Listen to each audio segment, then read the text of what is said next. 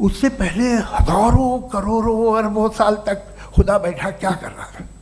ये इतनी राजदारी क्या है कि तुम सामने कुछ तो सबूत दे दो हमें। अस्सलामुअलैकुम दोस्तों, आज मैं जावेद अख्तर और मुफ्ती शमाइल के बीच में जो डिबेट हुआ उसके कुछ पॉइंट हाईलाइट करने के लिए कोशिश करूंगा। ये आपके हिसाब से कोई 14 बिलियन ईयर बनी जो समझा जाता है। उससे पहले हजारों करोड़ों अरबों साल तक खुदा बैठा क्या कर रहा था। जावेद अख्तर का सबसे कॉमन सवाल है अल्लाह मतलब गॉड इस दुनिया को बनाने से पहले क्या कर रहा था। ये सवाल शायद कुछ मुसलमानों के दिलों में भी आता है। तो सबसे पहले तो मैं जावेद अख्तर को ये सवाल करना चाहूँगा कि अगर तुम कुछ बनाते हो, जैसे कि एक घर बना लिया, तो क्या तुम उसको ऐसे करके बनाओगे कि उस घर से तुम कभी निकल ही नहीं पाओ, या फिर ऐसे करके बनाओगे कि जब चाहे उस घर से निकल जाओ और जब चाहे अंदर चला जाओ। ऐसे ही टाइम को भी अल्लाह ने बनाया है, तो अल्लाह को टाइम नहीं कंट्रोल करेगा बल्कि टाइम को अल्लाह कंट्रोल करेगा, क्योंकि जो टाइम के अंदर चलता है इसका मतलब वो कभी पैदा हुआ था, और जो पैदा होता है वो एक दिन मरता भी है। और कुरान में अल्लाह ने कहा है कि लम यालिद वलम यूलद वलम यकुल्लहु कुफुवन अहद। उसका ना कोई बाप है और ना बेटा, और उसके जैसा कोई नहीं। फुटबॉल फाइनल होता है, लाखों लोग होते हैं, फिर वो टीवी कवर कर करोड़ों लोग। अगर उसमें खुदा की एक बूमिंग आवाज़ आ जाती, मैं गॉड हूँ, तो सारे लोग अभी सुन लेते और टीवी पे भी सुन लेते, किस्सा खत्म होता। ये इतनी राजदारी क्या है कि तुम सामने कुछ तो सबूत दे दो हमें।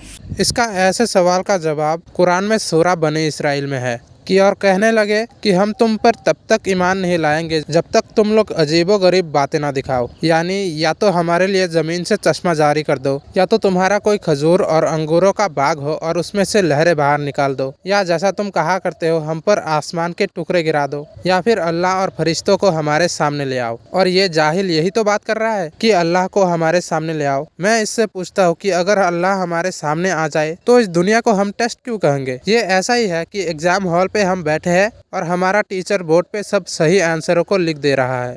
कुछ रैंडमली बन गया है, सब कुछ एटम्स और मॉलिक्यूल्स है। एक पत्थर में और मुझ में सिर्फ इतना फर्क है कि हम लोग एटम्स और मॉलिक्यूल्स का अलग अलग रीअरेंजमेंट है। अब एक पत्थर को कोई इंसान तलवार से 2 टुकड़ों में काट दे या मुझे, according to atheism it is same. There is no evil and good according to atheism. एक लाइफ फॉर्म है और लाइफ फॉर्म में फीलिंग्स हैं, मतलब लाइफ फॉर्म सुनता है, देखता है, टेस्ट कर सकता है, फील कर सकता है।